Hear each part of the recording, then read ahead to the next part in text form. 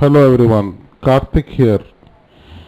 Uh, I am very interested in the research between spiritualism and science, and I've spent about 5 years thinking about this linkage. You can call all this my imagination, but as I have already been indicating for quite some time, it is love which is common throughout everywhere. It is love which exists in the nucleus of an atom. It is love which exists between humans. It is love which exists between animals. It is love which holds us to earth, not gravity. And it is love, if tapped smartly, would propel our machines. It is love, if tapped smartly, would be used for telecommunications. And it is love, if tapped smartly, would take us to space and so on.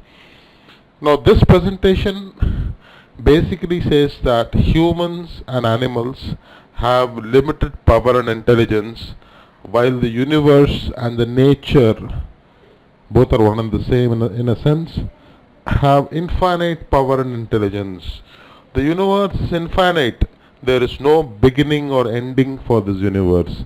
It began infinite years ago and will continue to exist for next infinite years, and it has an intelligence. It has infinite intelligence, and it plans everything to perfection. The universe also has a single consciousness. Humans can at best connect to this single consciousness, can never crack the intelligence of the universe. Humans cannot simply clone animals, or there have been so many attempts to imitate nature, but we can never match the intelligence of the nature. So let's begin this presentation with the note that universe has infinite power and intelligence and is a master planner and plans everything to perfection. Every life is planned by nature.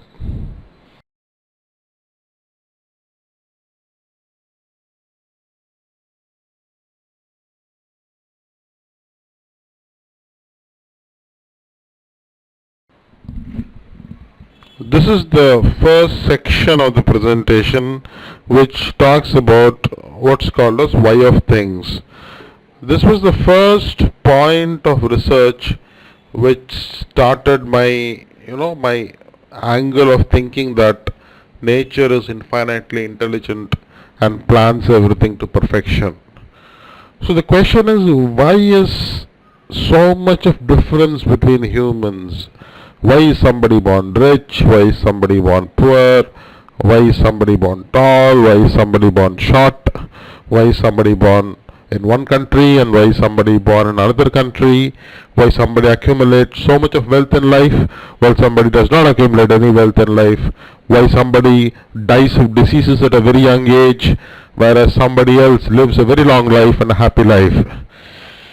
So essentially, the first question that came to my mind is, why is there so much of disparity which is beyond anybody's control?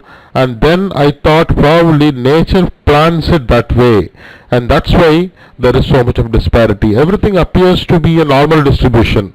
Like for instance, there could be there could be a normal distribution of heights, there could be a normal distribution of weights, there could be normal distribution of intelligence, and and one more point I want to stress here is, this is rather cyclical in nature. It's not that always the distribution is normal. There was a point of time which was called golden era, which existed on earth billions of years ago, and which will again start from 2012, when everybody was intelligent, when everybody had fascinating capability and the focus was internal. I'm digressing a bit, but the point is, my research started from understanding or trying to understand why there is so much of disparity between one and another human. Let's see if this enquiry could lead us to something.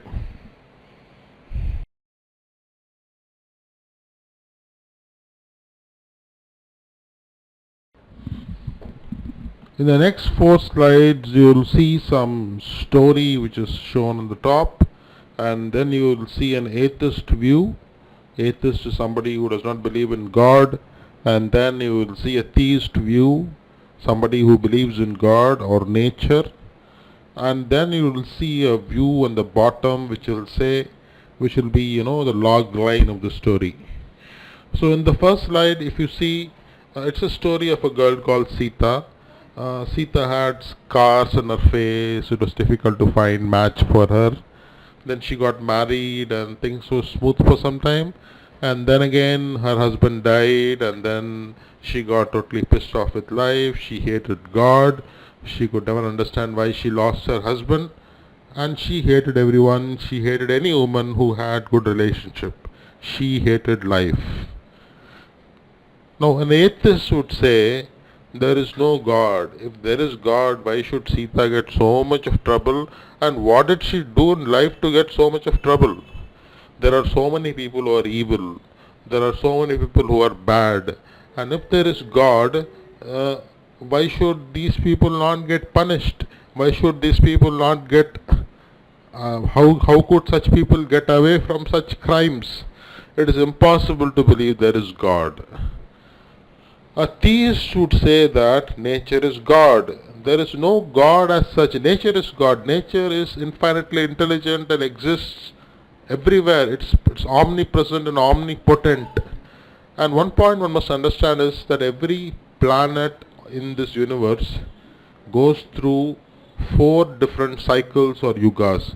It is common throughout the whole universe, and across every planet in this universe goes through 4 cycles or 4 yugas. And currently we are going through Kali Yuga, where even logic is confusing. It is difficult to believe in God itself. Kali rules the world. Everything is wrong. Everything is confusing. Only when Satya Yuga comes, which will come in 2012, everybody would believe in God. Nature is infinitely powerful. Sita should understand this, and probably it is a karmic chain which led her to so much of difficulties, and if she sincerely believes in God, this karmic chain can be improved. So the log line is, be good at all times, whether it is good times or bad times. Nature will take good care of you. Don't develop evil thoughts.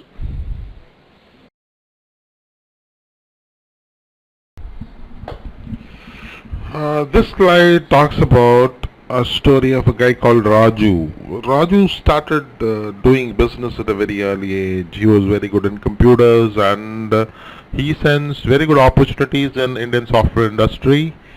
The company started growing nicely and soon became a billion-dollar company. But then evil got into Raju, and he started becoming very unethical, and he did every possible unethical thing, and finally he declared himself that he was a total fraud, and he was arrested. Raju was jailed for many years. An atheist would say that Raju is a complete fool. Why should he declare himself?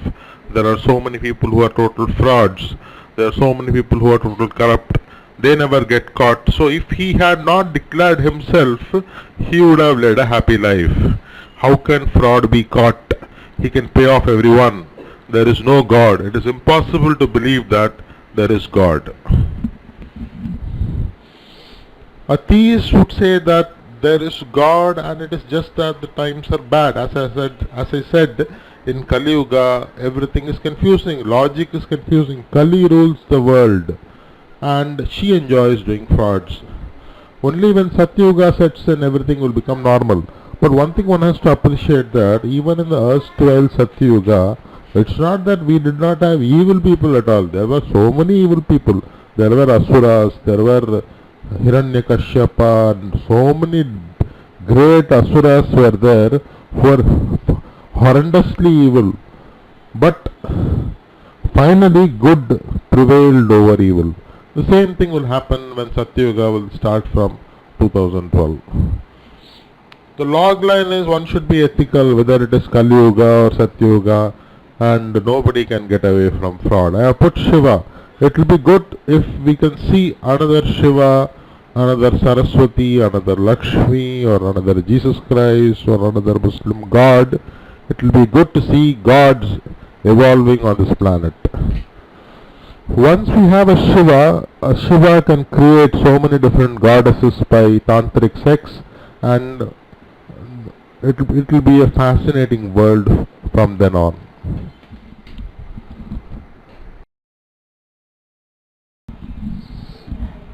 This story talks about a guy called Harshad Mehta. I think everybody knows Harshad Mehta and how he exploited the Indian stock market and accumulated fascinating wealth.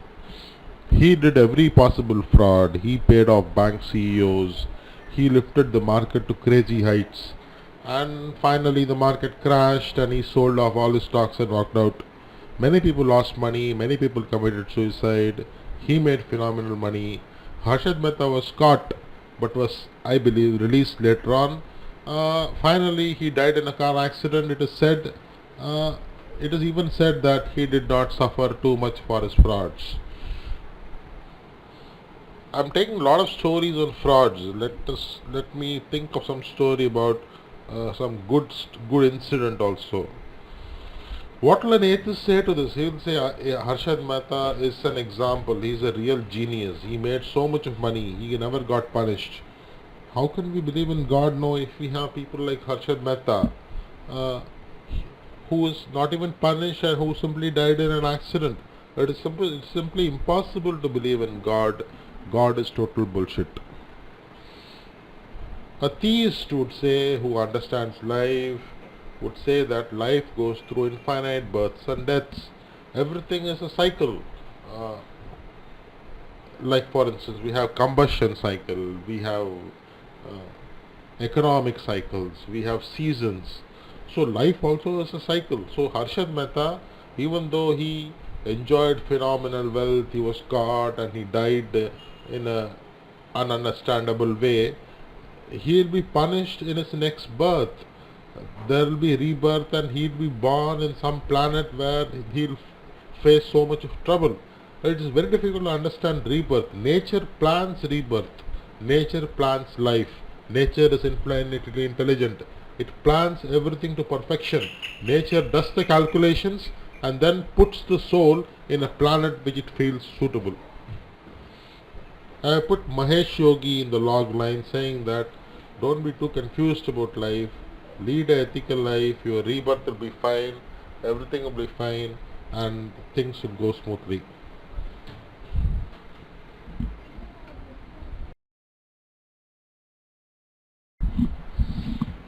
This is a story of Abdul Nazir. Abdul Nazir was born as a very good child. He attended school, but somehow he got into terrorism and became a complete terrorist. He planted bombs in so many countries, and many people lost their lives. Finally, he was caught. He was tortured, and and people found out different terrorist groups through him. And after so much of litigation, he was finally hanged and killed. Now, even an atheist would say that how can we forgive a person like Abdul Nazir?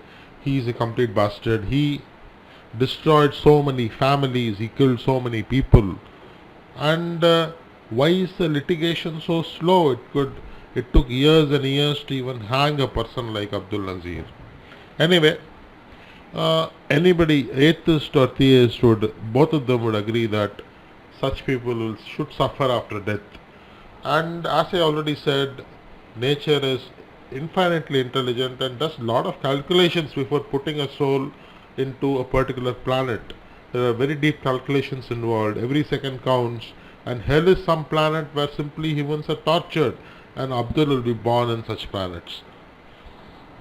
The log line is lead a simple life, lead an ethical life, don't get into evil. There could be a lot of troubles awaiting. So I have given 4 examples indicating that nature plans a lot of things and nature is the ultimate master. One has to respect nature. Nature is only God.